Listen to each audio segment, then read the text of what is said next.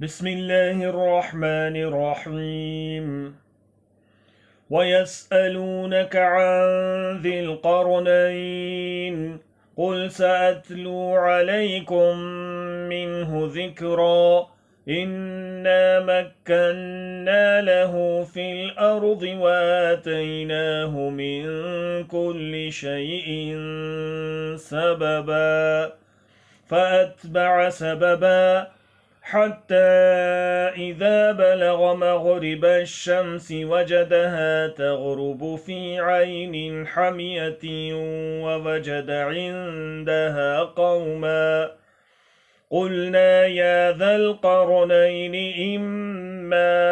أن تعذب وإما أن تتخذ فيهم حسنا قال أما من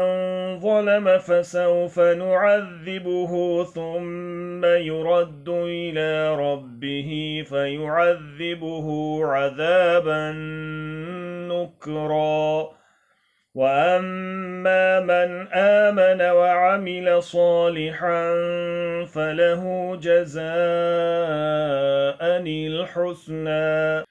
وسنقول له من أمرنا يسرا ثم أتبع سببا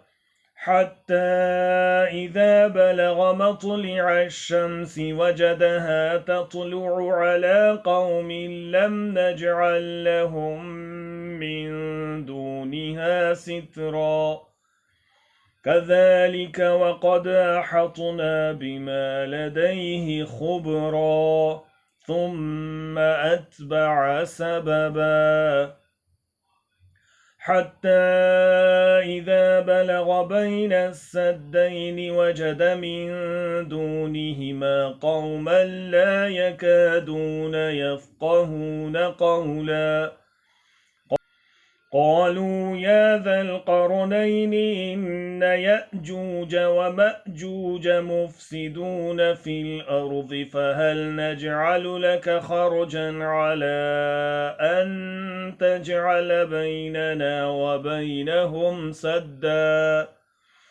قال ما مكني فيه ربي خير